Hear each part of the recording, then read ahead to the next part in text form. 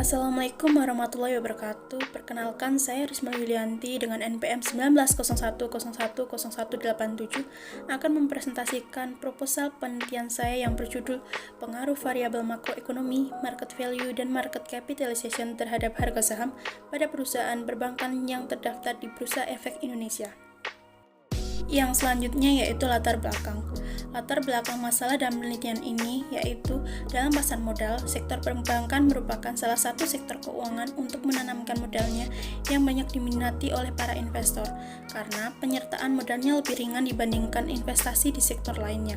Dan juga perbankan sendiri lebih mengandalkan dana pihak ketiga dalam penyaluran kreditnya untuk menghasilkan keuntungan. Fenomena yang melatar belakangi masalah pada penelitian ini terjadi pada perbankan yang terdaftar di BEI, yaitu perusahaan perbankan yang mengalami kenaikan atau penurunan harga saham setiap tahunnya dengan pergerakan saham yang fluktuatif, dan inilah yang menarik bagi para investor berkaitan dengan keuntungan. Dapat dilihat dari grafik bahwa tahun 2018, harga saham Bank BNI menguat 2,5% ke level 10.175 yang merupakan rekor harga tertinggi saham bank plat merah tersebut. Namun pada tahun 2019, harga saham Bank Danamon anjlok ditutup dengan harga 3.950 per lembar saham. Pada tahun 2020, harga saham pada Bank BRI juga anjlok sebesar 4,86% menjadi 2.350 per saham. Sedangkan pada tahun 2021, saham BBRI menembus angka tertinggi sebesar 4.850 per saham atau naik 6,59%. Saham-saham yang berada di sektor perbankan berhasil memperoleh keuntungan tertinggi dibanding dengan semua sektor yang ada di Bursa Efek Indonesia. Indeks saham sektor perbankan mengalami peningkatan sebesar 31,45%, jauh melampaui peningkatan indeks harga saham gabungan yang hanya sebesar 14,44%. Ketidakstabilan pasar ini dinilai dapat merusak kepercayaan di antara konsumen dan para pelaku bisnis lainnya, sehingga hal tersebut menjadikan mayoritas saham mengalami penurunan dalam kapitalisasi pasar, karena perubahan harga saham di bursa juga akan mempengaruhi perubahan kapitalisasi pasar. Yang selanjutnya yaitu riset gap. Yang pertama dengan variabel inflasi, menurut Serena Silasebo tahun 2020 menyatakan bahwa inflasi tidak berpengaruh signifikan. Sedangkan menurut Dwi Ridho Cahyono tahun 2021 menyatakan bahwa inflasi berpengaruh positif dan signifikan. Variabel kedua yaitu nilai tukar rupiah.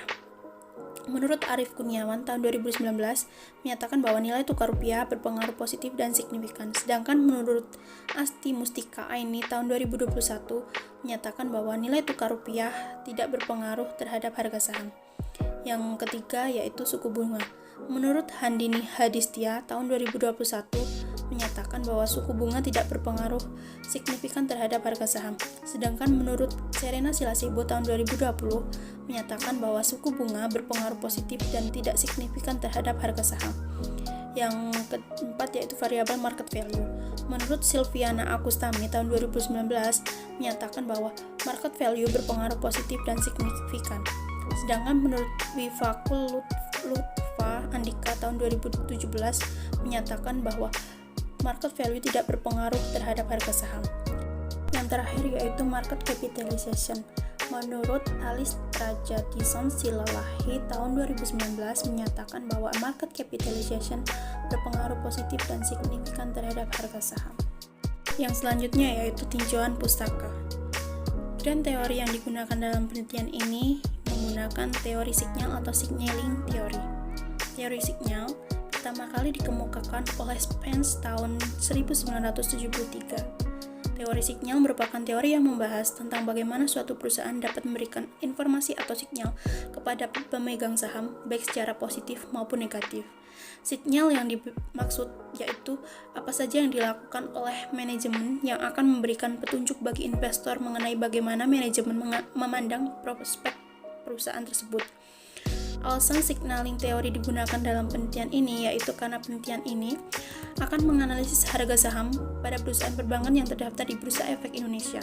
Karena harga saham perusahaan perbankan terus berfluktuasi, maka digunakan teori sinyal ini agar dapat menjadi sinyal dari manajemen kepada investor. Yang selanjutnya yaitu model penelitian.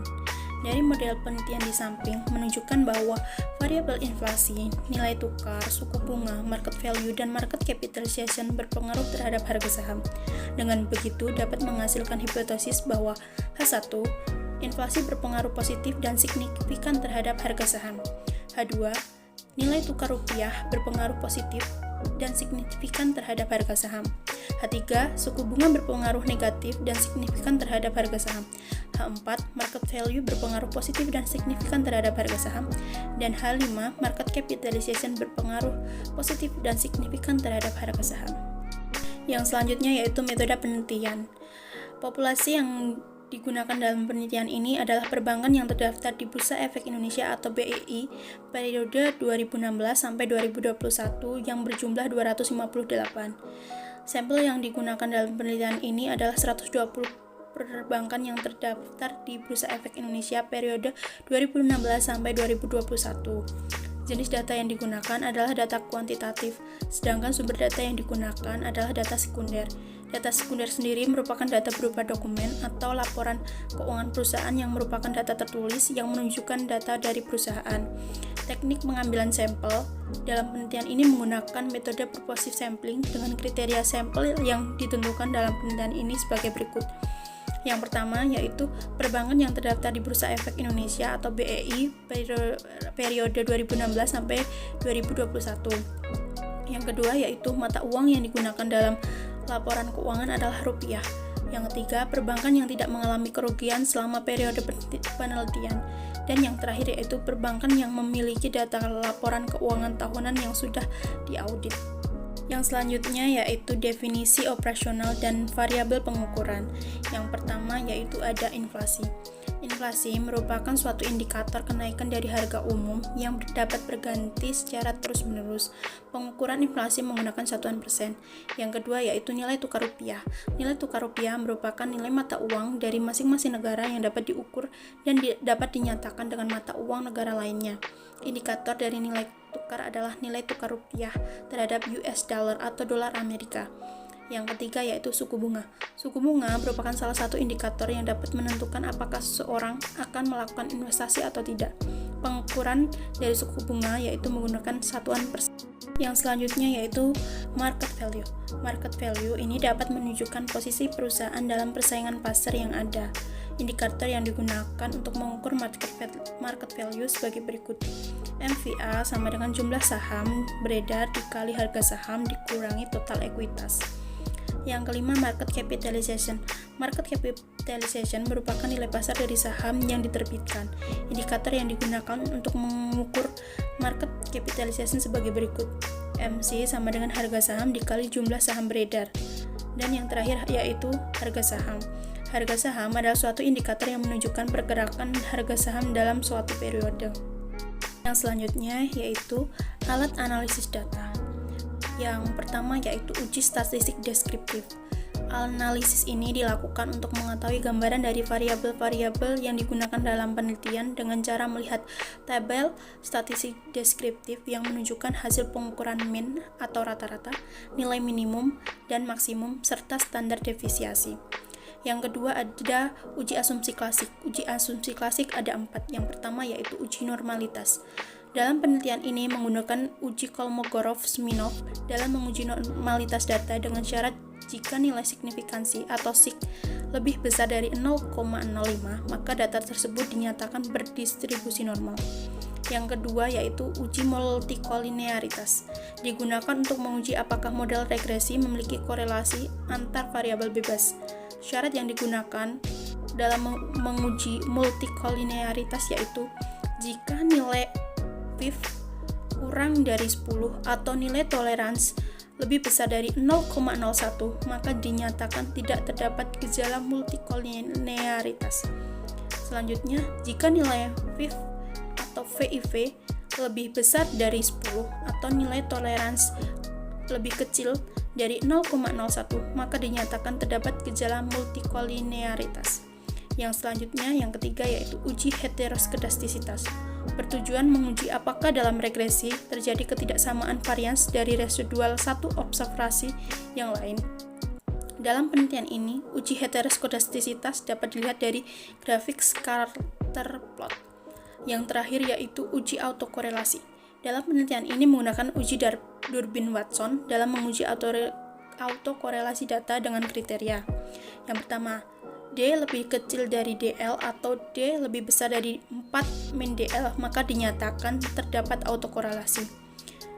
Selanjutnya, DU lebih kecil dari D dan D lebih kecil dari 4 min DU, maka dinyatakan tidak terdapat autokorelasi.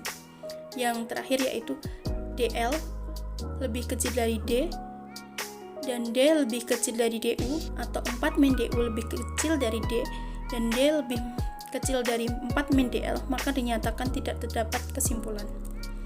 Yang ketiga yaitu uji analisis regresi linear berganda. Pada penelitian ini bertujuan untuk mengetahui hubungan antara variabel dependen harga saham terhadap variabel independen, yaitu inflasi, nilai tukar, suku bunga, market value, dan market capitalization. Yang keempat yaitu uji hipotesis. Di sini uji hipotesis yang digunakan ada 3. Yang pertama yaitu uji F. Adapun pengambilan keputusan dalam uji F yaitu jika F hitung lebih besar dari F tabel dan nilai signifikansi lebih kecil dari A 0,05, maka dapat disimpulkan bahwa secara bersama-sama variabel independen berpengaruh signifikansi terhadap variabel dependen. Sedangkan jika F hitung lebih kecil dari F tabel dan nilai signifikansinya lebih besar dari A 0,05, maka dapat disimpulkan bahwa secara bersama-sama variabel independen tidak berpengaruh signifikansi terhadap variabel dependen. Yang kedua yaitu uji T. Adapun pengambilan keputusan dalam uji T yaitu yang pertama, jika T hitung lebih besar dari T tabel, maka HO ditolak dan HA diterima. Yang kedua, jika T hitung lebih kecil dari T tabel, maka HO diterima dan HA ditolak. Yang ketiga, jika angka signifikansi lebih kecil dari A 0,05, maka HO ditolak dan H1 diterima. Yang terakhir, jika angka signifikansi lebih besar dari A atau 0,05, maka HO diterima dan H1 ditolak. Yang terakhir yaitu koefisien determinasi. Uji koefisien determinasi digunakan untuk mengukur seberapa besar kemampuan variabel independen dalam menerangkan variabel dependen. Sekian presentasi dari saya. Apabila ada tutur kata atau pengucapan yang kurang berkenan, saya mohon maaf. Wassalamualaikum warahmatullahi wabarakatuh.